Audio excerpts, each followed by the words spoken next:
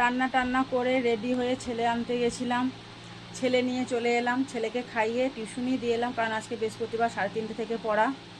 এখন বাজছে 4টে, ছেলেকে পড়তে দিয়ে চলে এলাম।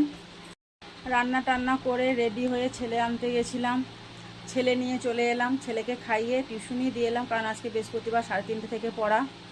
এখন বাজছে 4টে, ছেলেকে পড়তে দিয়ে চলে এলাম। ওর বাবাও আগে খেয়ে চলে গেছিলো, ছেলেকেও খাইয়ে দিলাম, কিন্তু এখনও পর্যন্ত 4টে বাজছে, আমি এখনও পর্যন্ত ভাত খাইনি। ঠিক আছে, এবার ভাত খাবো। আর এদিকে ছেলেকে আনতে আনতে বর্ধমানে তো সেল বসেই গেছে, সেই জন্য সেলের বাজার করে নিয়ে এসেছি। আমার ছেলের জন্য একটা ছাতা, আর একটা এনেছি হচ্ছে আমার বরের জন্য একটা টুপি, কারণ এখন প্রচণ্ড রোদের জোর, আর ও এমনি টোটোতে কাজ করে, টোটো চালায়, মাথায় এমনি গরম হয়ে যাবে, তার জন্য ওকে একটা টুপি আর আমার ছেলের জন্য একটা ছাতা নিয়ে এসেছি।